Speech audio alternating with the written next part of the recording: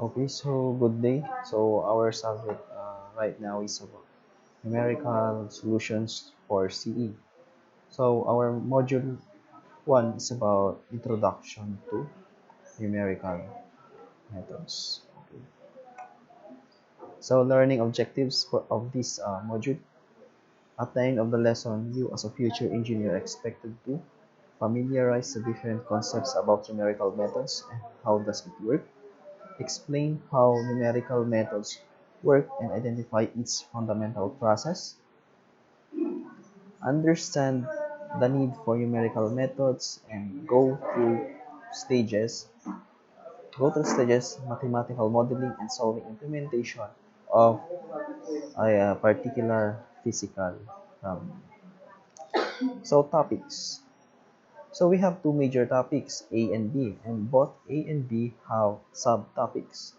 So our first major topic is about introduction of numerical methods, and it includes non-computer methods, numerical methods, and engineering tactics. Review of basic mathematical results.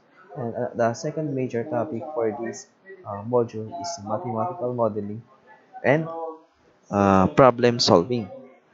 So under that topic, we have simple mathematical model and conservation laws and engineering. Okay, so introduction. Although there are many kinds of methods used, they have a common characteristic, which is that they are invariably involve large numbers of tedious arithmetic solutions. So, alam naman natin na sa pag-compute natin or calculate ng mathematical formulas, hindi natin maiiwasan na mag-solve ng may napakahabang solution. Okay? So, unlike analytical solutions, which are often expressed in terms of mathematical functions and notations, so solve tayo napakaraming mathematical functions and notations para makuha natin yung exact solution and answer of that particular problem. Yung numerical analysis, uh, kumbaga shorten niya yung solution natin by using computer applications. So nakalagay dyan, numerical analysis provides numerical solutions as its output. Okay. So for example, katulad nung diniscuss ko ng orientation natin, gagamit tayo ng Excel and LabVIEW. And alam ko namang may idea na kayo sa Excel. Di ba, dun sa Excel, Microsoft Excel, ini-input na lang natin yung formulas. And then, para makuha natin yung answer or yung value na gusto natin makalabas. And then later on, mayroong property yun na itadrag na lang natin pababa, and then makukuha na niya lahat yung formula to the cell na dinag natin. And of course, yung output, mapupunta na rin doon. Lalabas na rin yung output. Then run. Numerical methods are used by you as an engineer to solve mathematical problems. Ayan. Katulad naman nung graphical programming language na nabanggit ko previously, yung LoveView. So, yung sa NI LoveView, graphical programming yun. So, apply din doon yung mathematical operations natin na later on, i-generate na niya automatically yung gusto nating lumabas na sagot sa problem. So we have here the non-computer methods. So we have three different ways in which engineers solve problems.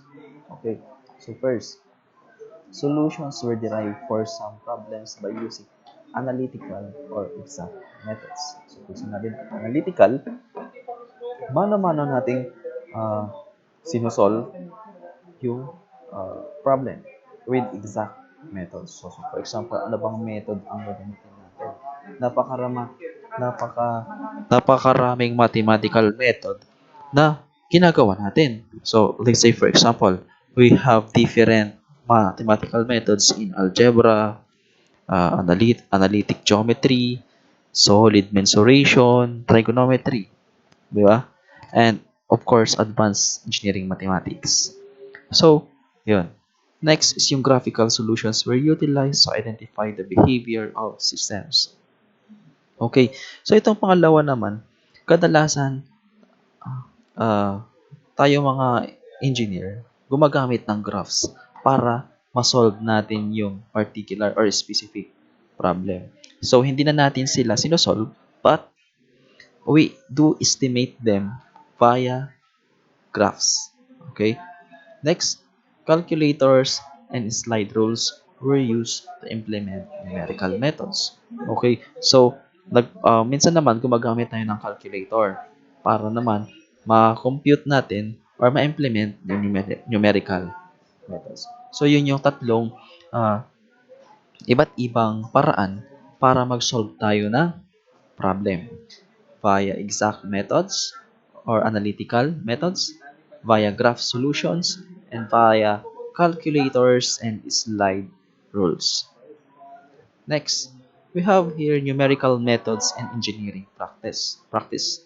There are several additional reasons why you need to study numerical methods. So, una, numerical methods are extremely powerful tools used in problem solving. Ayan. So, napakahalaga ng numerical methods para mas mapadali natin yung pagpa-problem or pag-solve natin ng problem.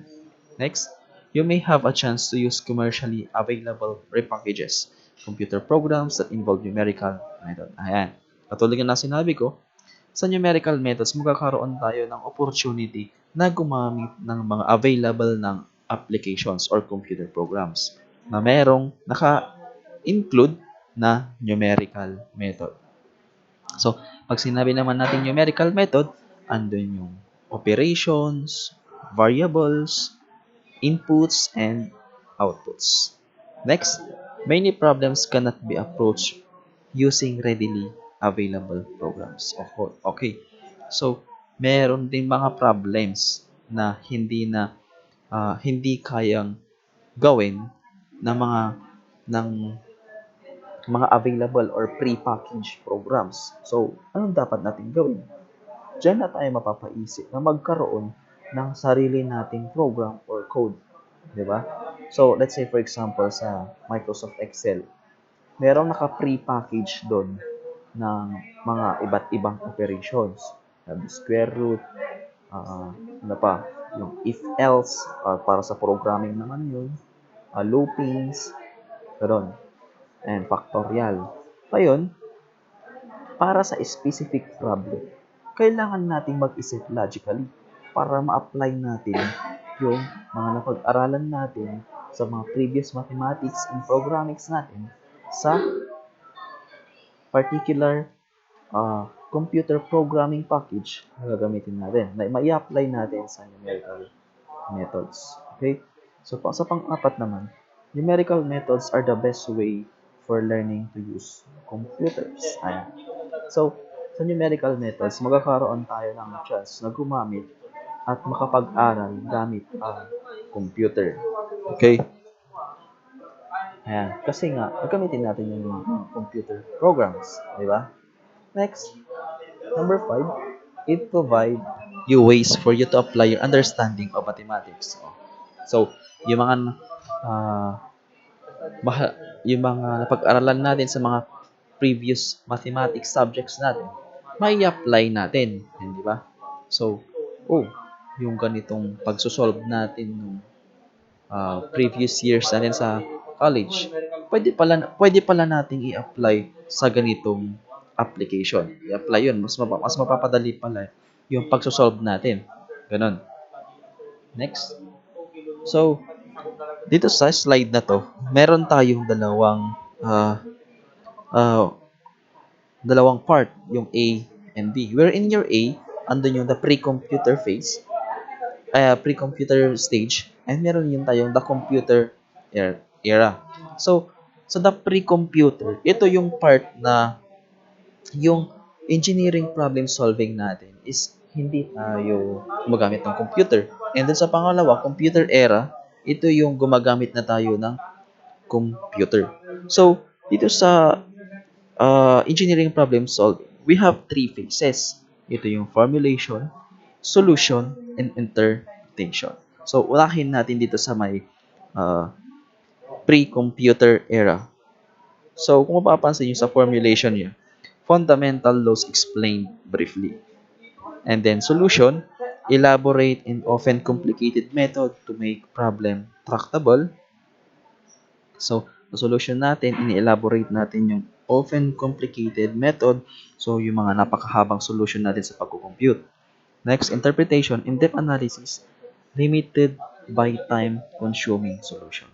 Sa interpretation natin, nalilimitahan na yung time natin sa interpretation kasi na-consume na yung oras natin sa pagsusolve ng problem and pagpro-provide ng solution. Okay, dito naman tayo lipat tayo dito sa letter B, sa may computer era. Still, we have three phases, the formulation, solution, and interpretation. So, dito naman sa formulation ng, ng computer era, in-depth exposition of relationship of problem to fundamental laws. So, in-depth. Next, solution, easy to use computer method. Kasi nga napaka-user-friendly na as long as alam nyo na yung work environment natin. So, ano yung magiging work environment natin? Yun na yung tinukoy ko kanina, Microsoft Excel at saka yung National Instruments Lab View or Laboratory View. And then next, interpretation, ease of calculation allows holistic thoughts and intuition to develop. System sensitivity and behavior can be studied. Ayan. So, kung mapapansin nyo, merong mga differences sa bawat phase ng bawat era. So, yung pre-computer and computer era. So, kung i-compare natin yung formulation nila, okay, so, parang dun sa may pre-computer, brief lang, andyan na, sa kanya, explain briefly lang. And dito sa computer era, in-depth exposition of relationship. Kumbaga, mas na utilize na yung gamit o yung formulation dito sa computer era. And then, sa solution stage naman, comparing both pre-computer and computer era, mas na-simplify na yung sa may computer era kasi nga, yung mga complicated methods is na-embed na dun sa computer. Kaya ganun. And then, sa interpretation, sa pre-computer, in-depth analysis. While in the computer era, ease of calculation. So, napakadali na nakakalculate ng computer era yung problem solving. Kasi nga, na-simplify na, naka-embed na doon yung naka-embed na yung solution or yung operations na kailangan natin sa software. Yun. Yun si pre-computer and the computer era. Next, mathematical models generally result in need of using mathematical procedures that include but are not limited to differentiation. Okay. So, yan yung mga mathematical models natin. Kung mapapansin nyo, yung mga yan ay natakal na natin or discuss natin sa mga previous math subjects natin. Next, yung nonlinear equations, simultaneous linear equations, curve fitting by interpolation or regression, integration, and differential equations. So yung mga mathematical models natin yan, or methods, and mathematical procedures, pwede na natin yung i-implement with the use of our computer applications. Diba? Microsoft Excel and LabVIEW. So,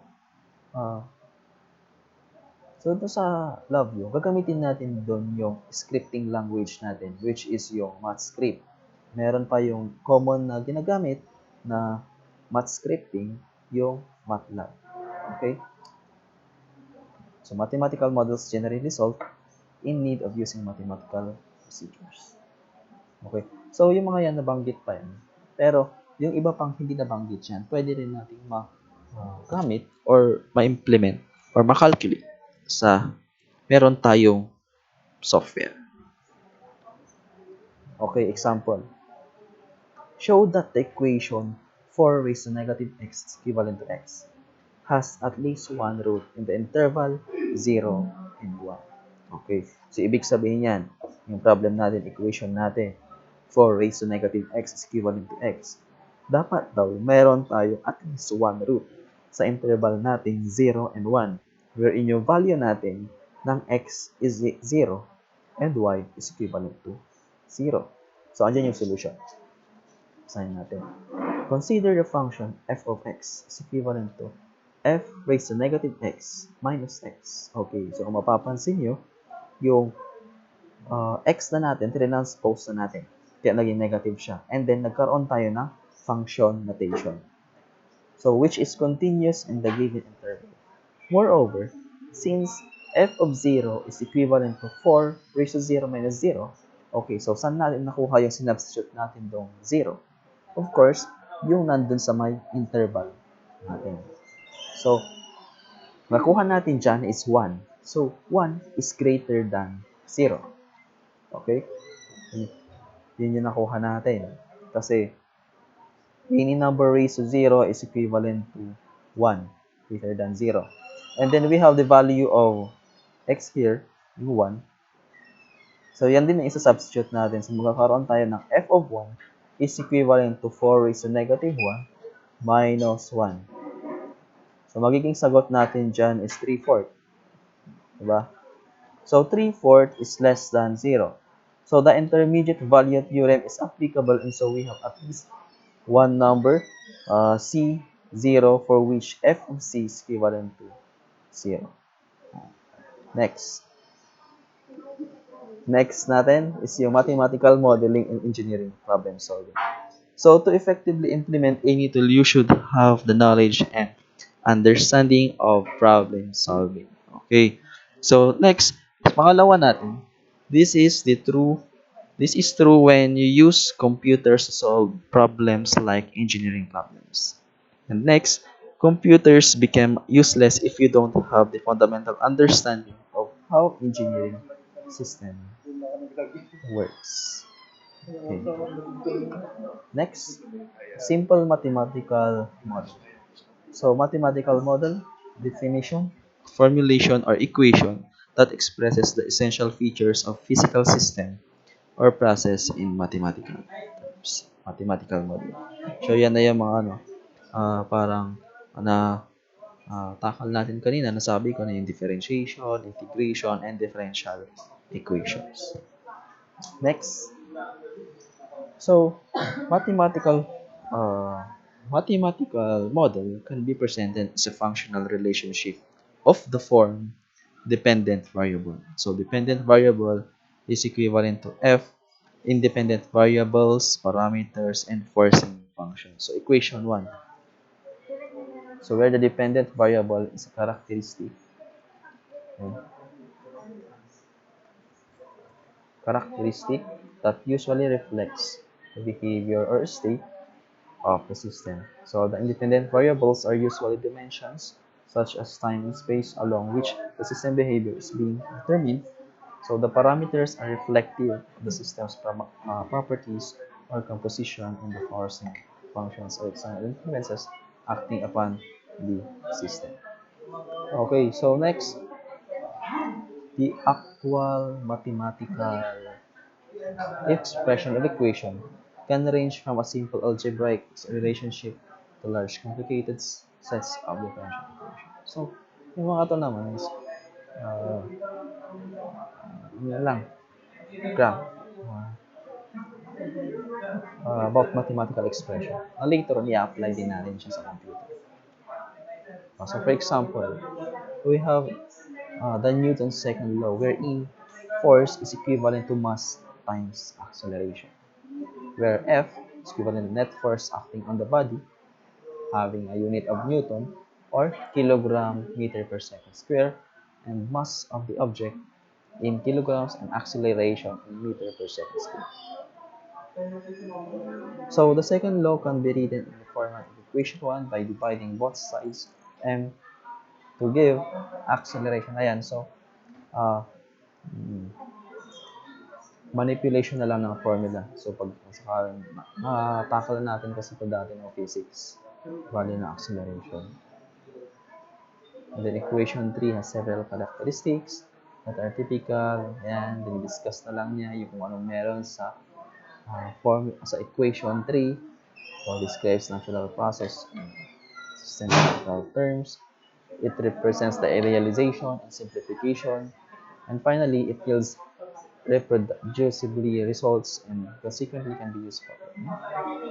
So, napag-aralan na natin lahat yan dati sa physics. Ito naman, focus tayo dito sa engineering problem process. So, we have the problem definition. So, i-define natin kung ano yung problem natin. And then, so, we're going to analyze what mathematical model we're going to use. So, inputs natin dyan sa mathematical model, problem definition, theory to use, and the data needed to input in our mathematical model. Then next, problem-solving tools such as computers, statistics, numerical methods, graphics, and so on. Okay. Next, we have the numerical or numeric or graphic results. So, after natin ma-solve using the problem-solving tools natin, magkakaroon na ng numeric or graphic results na later on, mas maintindihan ninyo kapag ginamit na natin yung applications natin. Next, societal interfaces, scheduling, optimization, communication, and public interaction. And then later on, we have to implement the solution or the solution we created with the use of the engineering problem process. So, na kung saan na-i-apply na yung numerical methods natin. And gaya ng sinabi ko, numerical methods is yung may application na ng computer softwares with the use of problems was solved with the use of technology. So other mathematical models of physical phenomena may be much more complex and either cannot be solved exactly or require more sophisticated mathematical techniques than simple algebra for their solution. So, meron yung mga times na yung mga equation natin is mas nagkakaroon na ng complicated situations na hindi natin kayang i-solve exactly. That's why sometimes we do approximation. Na later on, mas mapag-aaralan pa natin yung approximation sa mga succeeding topics natin. Okay, Newton's second law can be used to determine the terminal velocity of a free falling body near the Earth's surface. So, our falling body will be parachutist. So, kung makikita niyo yung figure natin, we have the force upward and the force downward. Wherein our force downward, force due to gravity, and force upward is the force due to air resistance. Next. So, a model for the case can be derived by expressing the acceleration as the time rate of change of the velocity. Change of velocity. So, andyan, differentiation. So, dv over dt equals f over m. And alam naman natin yung f natin is yung force natin and yung m is yung mass. Equation 4. So the net force is composed of two opposing forces, the downward pull of gravity and the upward force of air. So, mapapansin nyo, sa numerical methods natin, punong-puno pa rin tayo ng equations. Since yung mga yan, it's previously napag-aralan natin na later on, i-apply natin sa computer application.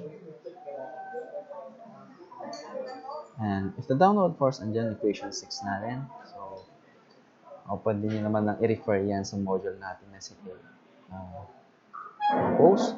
And then, alam naman na natin yung gravitational acceleration natin is constant, having a value of 9.8 meter per second square approximately. Ayan, equation 7 natin, equation 8, and equation 9. Ayan. So, yan. So, more on equations na lang natin. Hapiyawan na lang natin yan. So, and then, analytical solution for the falling parachutists. So, parachutists of mass, ayun pala example na yan. Having a mass of 68.1 kilograms jumps out of stationary hot air balloon. So, use equation 10. So, may equation 10 natin. Yan. So, volume at specific time is equivalent to gravitational acceleration multiplied to the mass divided by 2 our c. Wherein our c natin is what? The independent variable. Coefficient. Yan. So, meron tayong mass ng parachutist, 68.1 kg. And then, coefficient equal to 12.5 kg per second. So, yun yung solution. So, yung table na, ito yung formula natin na ginamit. So, sinubstitute natin yung value ni mass, na ano yung mass natin? 68.1 kg. Sinubstitute natin dito. And then, yung 9.8 natin na gravitational acceleration. And then, yung coefficient natin na 12.5. Coefficient natin, coefficient, yun yung C. Yun yung coefficient natin. And then, yung value natin, 1 minus E. Ano yung E natin? Ayan. 12.5. 12.5, yan yung coefficient and yung mass. Ito siya. Coefficient, mass, and then yung time. Later on, nagbabago yung time natin in seconds. Ayan. So, kung mapapansin nyo, naka-fix na yung values natin except for t. Kasi meron tayong iba't ibang t, value ng t. So, 0 at 0 seconds, at rest yun, 2 seconds, 4 seconds, 6 up to infinity. So, lahat yan masusolve natin. So, kung mapapansin nyo, ibibigay nyo lahat yan. Yung solution yan, maraming solution yan. Pero pag ginamitan na natin ng computer application, katulad nito, kung mapapansin, na-simplify na siya. So, kapag ginawa natin ito sa Excel, mas mapapadali yung solution. Same thing with the W. So, for example, pag sa Excel, ito yung input nating time. Dito na part, i-input lang natin yung formula or yung math script for that particular solution. And then later on, pag okay na, itadrag na lang natin yun. Drag down na lang natin. And then, input natin dito yung values ng time natin. Automatically, lalabas na yung mga sagot. Next. Okay, so, ito na lang yung graph ng previous table of solution natin. And then, that's it. So, yun na yung end ng solution na ng discussion natin. And later on, we will try to apply this knowledge in computer application. That's it. Thank you for listening.